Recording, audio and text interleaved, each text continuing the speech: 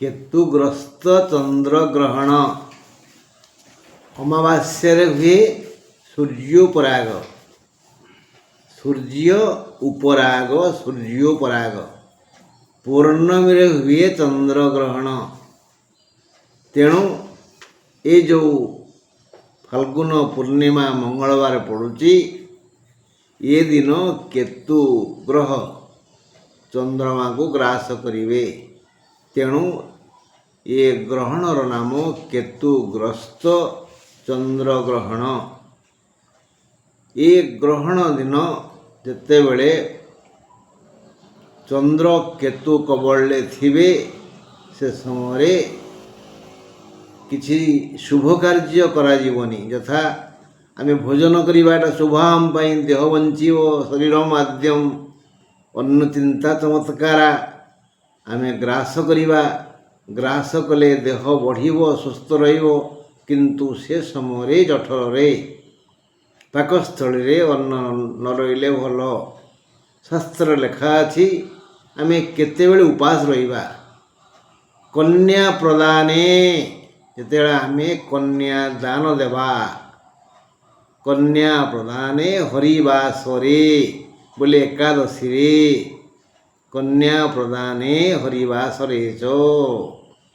ଆଉ ହରି ଜନ୍ମ କାଳେ, ଯେତେବେଳେ କୃଷ୍ଣ ଜନ୍ମ ହେବେ, ସେଇ ଜନ୍ମାଷ୍ଟମୀର ଦିନ ଯେଉଁ ସବୁ ଜନ୍ମ ହୁଅନ୍ତି, ହରି ଜନ୍ମ କାଳେ। ଆଉ ପ୍ରାଣ ପ୍ରୟାଣେ, ପ୍ରାଣ ଯିବା ସମୟରେ। ଆଉ କେବେ ନା ରବ୍ୟେନ୍ଦୁ ରାହୁ, ରବି ଆଉ ଇନ୍ଦୁ। ରବି ବୋଇଲେ ସୂର୍ଯ୍ୟ, ଇନ୍ଦୁ ବୋଇଲେ ଚନ୍ଦ୍ର। ଯେତେବେଳେ ଏଇ ଦୁଇ ଗ୍ରହ କେତୁ ଆଉ ରାହୁ ତାଙ୍କ କବଳରେ ପଡ଼ିଯିବେ, ସେଇ ସମୟରେ ଯଦି ଜଠରରେ ମାନେ ପାକସ୍ଥଳୀରେ ଅନ୍ନ ଥାଏ, ବୋଲେ ଭୋଜନ ଖାଦ୍ୟ ଥାଏ, ତେବେ ନରକଂ ପ୍ରୟାତି, ନରକಂ ବୋଲି ରୋଗ, ସେ ରୋଗଗ୍ରସ୍ତ ହୁଏ। ତେଣୁ ଆମେ କାହିଁକି ଜାଣି ଶୁଣିକି ରୋଗକୁ ନିମନ୍ତ୍ରଣ କରିବା, ବଳଦ ମୋତେ ବେନ୍ଦ ନାହିଁ। ତେଣୁ ଜାଣିଦେବା କେତେବେଳେ ଆମେ ଏ ନୀତି ପାଳନ କରିବା, କ'ଣ କ'ଣ କରିବାନି। ଭୋଜନ କରିବାନି, ଦେବନୀତି କରିବାନି, ଆଉ ନିଆଁ ଘରେ ଜାଳିବାନି, ମାନେ ରୋଷେଇବାସ କରିବାନି। ବାସ୍ ଏ ତିନୋଟି କାମ। ଗୋଟେ କଥା ଅଛି, ଗର୍ଭବତୀଙ୍କ ଗର୍ଭ ଉପରେ ଏ ଗ୍ରହଣ ପ୍ରଭାବ ଅଧିକ ପଡ଼େ ବୋଲି ଗବେଷକମାନେ କହନ୍ତି। ତେଣୁ ଗର୍ଭବତୀ ଏ ସମୟରେ ଘରେ ରହିବା ଉଚିତ। ଯଦି ଭୁଲବଶତଃ କୌଣସି ନାରୀ, ଗର୍ଭବତୀ ନାରୀ ବାହାରକୁ ପଳାଇଯାଏ, ତେବେ ସେ ଘରକୁ ଫେରି ଘର ଭିତରେ ହାତ ଗୋଡ଼ ଧୋଇ ବସି ଛଡ଼ା ନଡ଼ିଆଟିଏ କୋଳରେ ଧରିବ ଏବଂ ଯେଉଁ ଈଶ୍ୱରଙ୍କୁ ସେ ପ୍ରତିଦିନ ପୂଜା କରି ଦୁଃଖରେ ସୁଖରେ ଭାବେ, ଇଷ୍ଟ ସ୍ମରଣ କରିବ। ଯଦି ସେମିତି ସେ କିଛି କରେନି, ତାହେଲେ ନଡ଼ିଆଟିକୁ କୋଳରେ ଧରି ଓମ୍ ନମଃ ଶିବାୟ ବାରମ୍ବାର ଜପିବ, ବା ଶ୍ରୀ ଜଗନ୍ନାଥ ବାରମ୍ବାର ଜପିବ, ବା ଶ୍ରୀ ବିଷ୍ଣୁ ବାରମ୍ବାର ଜପିବ, ବା ହେ ରାମ ବାରମ୍ବାର ଜପିବ। ଏ ହେଲା ଗର୍ଭବତୀ ନାରୀଙ୍କ ପାଇଁ ପ୍ରାୟଶ୍ଚିତ। ତେବେ ଏବେ ଜାଣିବା କେଉଁ କେଉଁ ନକ୍ଷତ୍ର ଏ ଗ୍ରହଣ ଦେଖିପାରିବେ। ଅଶ୍ୱିନ, କୃତ୍ତିକା, ରୋହିଣୀ, ଆର୍ଦ୍ରା, ପୁଷ୍ୟା, ଉତ୍ତର ଫାଲ୍ଗୁନୀ, ହସ୍ତା, ସ୍ୱାତି, ଅନୁରାଧା, ମୂଳା, ଉତ୍ତରାଷାଢ଼ା, ଶ୍ରବଣା, ଶତଭିଷା, ଉତ୍ତର ଭାଦ୍ର। ଏମାନେ ଏ ଗ୍ରହଣ ଦେଖିଲେ ଶୁଭ। ତାହେଲେ କେଉଁ ରାଶି ଦେଖିପାରିବେ? ଏମାନେ ହେଲେ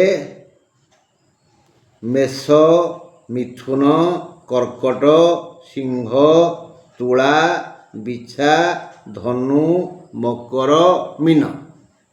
ହେଲେ ଏଇ ଗ୍ରହଣର ଦୃଶ୍ୟ କାଳ ହେଲା 5:50 ମାନେ ଏ ସମୟରେ ଆମେ ଗ୍ରହଣ ଦେଖିପାରିବା।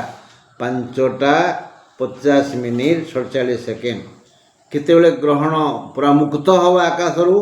6:47।